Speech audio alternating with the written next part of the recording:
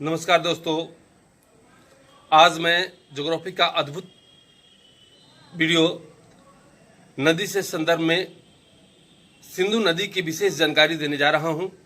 इसके पहले मैं ब्रह्मपुत्र और गंगा की संक्षिप्त जानकारी वीडियो के माध्यम से दे चुका हूं। नदियों का सीरीज मेरा चल रहा है।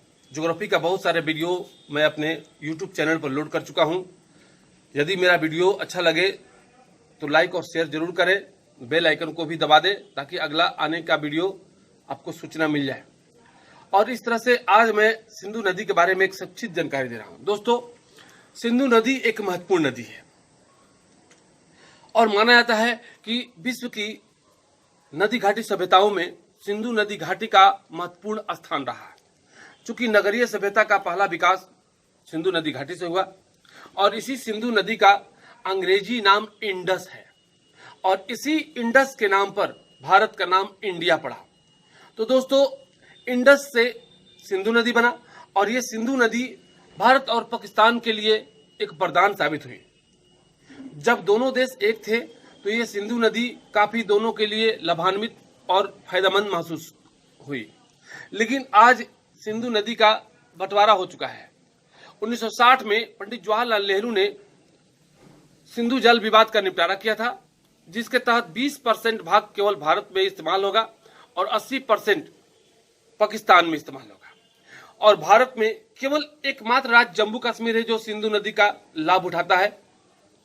तो दोस्तों, सिंधु नदी घाटी सभ्यता 1921 में दयाराम साहनी ने पहला स्थल रावी नदी के किनारे हड़प्पा को खोजा था और 22 में रखालदास बनर्जी ने मोहनजोदड़ो को खोजा था। मोहनजोदड़ो सिंधु नदी किनारे है। तो सीधा समझिएगा, सिंधु नदी पर बहुत सारे सभ्यताओं से लेकर नदियों का जाल बिछा हुआ है। अब आते हैं इस सिंधु नदी को हम समय को बचाते हुए बोर्ड पर बहुत सारे टिप्पणियों को मैं लिख दिया हूं। उन टिप्पणियों को आप केवल एक बार रूबरू देखते जाएंगे और समझते जाएंगे सिंधु नदी है क्या। दोस्तों, आइए इस बोर्ड के माध्यम से हम लोग देखते हैं। सिंधु नदी का अंग्रेजी नाम इंडस है। इसी इंडस के नाम पर भारत का नाम इंडिया पड़ा और यही भारत में महत्वपूर्ण नदियों के रूप में जानी गई। और यहां से अब क्वेश्चन निकलता है कि सिंधु नदी का उद्गम कहां से हुआ। तो दोस्तों, सिंधु नदी का उद्गम तिब्बत से हुआ। तिब्बत के मानसरोवर झील से सिंधु नदी का उद्गम हुआ और इसे तिब्बत में सिंधी ख्वान या शेरमुख के नाम से जानते हैं। क्वेश्चन डालेगा, सिंधु नदी का तिब्बत में किस नाम से जानते हैं? तो सिंधी ख्वान या शेरमुख। दोस्तों, इसकी लंबाई लगभग 3880 है, जिसमें भारत में इसका प्रवाह 1134 किलोमीटर है। ये लंबाई लगभग है और बाकी 2880 कहीं देता है, कहीं 32 देता है। ये समथिंग पाकिस्तान में माना जाता है। सिंधु नदी जीवन रेखा है पाकिस्तान का और सिंधु नदी का मुहाना है अरब सागर में। एकमात्र नदी जो अरब सागर में गिरती है वह है सिंधु और सिंधु किनारे बसा हुआ देश है पाकिस्तान।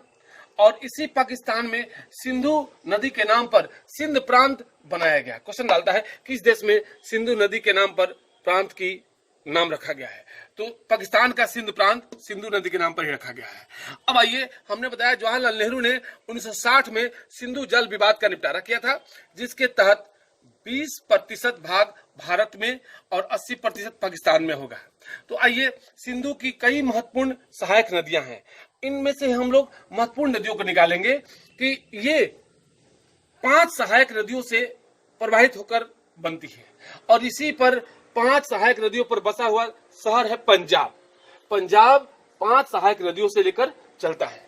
जैसा कि आप थोड़ा सा इस नक्शे को देख लिया जाए, ये मेरा देखिए इंडस है। इंडस सीधा दिखाई दे रहा है और इस इंडस पे ये देखिए पाकिस्तान और यही इंडस से सिंधु नदी और एकमात्र भारतीय राज्य जो जम्मू कश्मीर है जो सिंधु नदी का लाभान्वित है। केवल एकमात्र भारत। क्वेश्चन डालेगा, भारत में कितने ऐसे राज्य हैं जो सिंधु नदी के जल का फायदा उठाते हैं? तो केवल एक राज्य। तो इसी तरह से सिंधु के कितनी सहायक नदी है? 5। पौराणिक कथाओं के अनुसार इनके नाम संस्कृत में अलग अलग रखे गए थे, लेकिन आते हैं यहाँ पर सिंधु के सहायक नदियों में जहलुम, जो मुस्लिम नाम के नाम पर रखा गया था, जिसका हिंदी नाम है झेलम। ये मुसलमानों के नाम पर, मजहब पर उनके रखा गया था झेलम। तो अब आइए चिनाव, रावी, सतलज, ब्यास। तो इस तरह से देखिए पांचों नदियों के संगम पर बसा हुआ क्षेत्र है पंजाब, और इसी पंजाब में सब सिंधु प्रदेश के नाम से जानते हैं। और यहां से ये मेरा देखिए, यहां से जो है ना हिमाचल प्रदेश, यहीं से सारे भारत में सिंधु के सहायक नदियों का उद्गम और मुहाना मिलता है। तो दोस्तों आते हैं अपने इस नक्शे पर।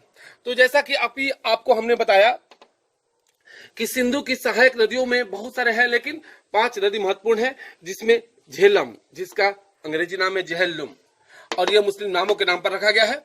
उसके बाद चिनाव, अस्कनी, संस्कृत नाम है अस्कनी, जो पौराणिक वेदों में रखा गया था। रावी, इसका दूसरा नाम है एरावती नदी। ब्यास, इसका संस्कृत नाम है बिपाशा नदी। उसी तरह से सतलज, और इसका जो है ना संस्कृत नाम है, ये सतलज का, सॉरी थोड़ा ध्यान पर नहीं आ रहा है, लेकिन आते हैं अगला पॉइंट पर कि ये पर जहां देखिए झेलम। तो झेलम नदी के किनारे बसा हुआ शहर कौन सा है? श्रीनगर। श्रीनगर किस नदी के किनारे बसा हुआ है? झेलम नदी। और इस झेलम नदी किसकी जीवन रेखा है? किस राज्य का जीवन रेखा माना जाता है? तो जम्मू कश्मीर का जीवन रेखा झेलम नदी को माना जाता है। तो इस तरह से इस जीवन रेखा पर तुलबुल परियोजना और उरी परियोजना बनाई गई है। अब यहीं से क्वेश्चन आता है कि सिंधु नदी पर कौन कौन परियोजना बनी है? तुलबुल परियोजना, उरी परियोजना। और भारत में प्रवेश करने से पूर्व इस पर मंगलम डैम का निर्माण किया गया है। क्वेश्चन डालता है कि पाकिस्तान में प्रवेश करने से पूर्व इस पर कौन सा डैम बनाया गया है? तो मंगलम डैम। मंगलम डैम भारत में है, और यह भारत और पाकिस्तान के बॉर्डर लाइन पर बनाया गया है। तो यह बुल्लर झील से होते हुए पाकिस्तान में प्रवेश करती है। अब आते हैं इसका उद्गम कहां होता है? तो जम्मू कश्मीर में ही शेषनाग झील। और मुहाना कहां है? चिनाव नदी। और इसकी लंबाई कितनी है? 724 किलोमीटर भारत में प्रवाह होती है। तो ये एक छोटा सा जानकारी हम लोग लिए झेलम पर। दूसरा महत्वपूर्ण नदी है चिनाव, जिसका संस्कृत नाम है अस्कनी। इसका उद्गम होता है हिमाचल प्रदेश के लावड़ी घाटी से, और हिमाचल प्रदेश में यह 2 भागों में बढ़ जाती है, एक चंद्र और दूसरा भागा। चंद्र भागा सम्मिलित नाम है, लेकिन 2 रूप में ये बहती है। तो चिनाव 2 भागों में बढ़ती है, चंद्र और भागा के नाम से। और इसकी लंबाई, बहाव कहिए तो 1180 किलोमीटर बहाव क्षेत्र है। अब आइए, यह सिंधु नदी एकमात्र नदी है जो सिंधु नदी में मिलने वाली सीधी नदी है। यानी क्वेश्चन डाल देगा सिंधु नदी में मिलने वाली सिंधु की एकमात्र सहायक नदी कौन है? तो वो है चिनाव। अब आइए, इसी चिनाव पर बहुत सारे परियोजना बनाई गई। बगलिहार परियोजना, दुल्हस्ती परियोजना और सलाल परियोजना। एक लाइन हमने दिया कि जम्मू कश्मीर में सलाल दुल्हा को चुना गया, यानी बगलिहार, सलाल और दुल्हस्ती। और सलाल और दुल्हस्ती परियोजना उधमपुर जिला में जम्मू कश्मीर में बनाया गया है। तो इस तरह से एक चिनाव का हम लोग छोटा जानकारी लिए। आते हैं रावी। रावी का दूसरा नाम है एरावती नदी, और यह भी उद्गम होता है हिमाचल प्रदेश के कुल्लू घाटी से। तो इसका मुहाना कहाँ है? चिनाव नदी में। और इस पर बनाया गया महत्वपूर्ण बांध कौन सा है? थीन बांध और चमेरा बांध। पठानकोट पंजाब के निकट में थीन बांध बनाया गया है। तो यहां से हम लोग रावी नदी का छोटा जानकारी लिए जो इंपॉर्टेंट है। आते हैं ब्यास। ब्यास का संस्कृत नाम है बिपाशा, और यह बिपाशा किस दर्रा से होकर निकलती है? रोहतांग दर्रा, जो ब्यास कुंड, हिमाचल प्रदेश के ब्यास कुंड के रोहतांग दर्रा से निकलती है। क्वेश्चन समझिएगा, हिमाचल प्रदेश के ब्यास कुंड के रोहतांग दर्रा से। और भारत में प्रवेश करने वाली यह एकमात्र सिंधु की सहायक नदी है, और इसका भारत में बहाव है 470 किलोमीटर, और यह कुल्लू घाटी से होकर भारत में प्रवेश करती है। तो यहाँ इस पर पंजाब के होशियारपुर में यह तलवंडी के निकट मैदानी भाग में प्रवेश करती है। क्वेश्चन डाल देगा कि ब्यास नदी मैदानी भाग में कहां से प्रवेश करती है? तो पंजाब के तलवंडी में मैदानी भाग में प्रवेश करती है।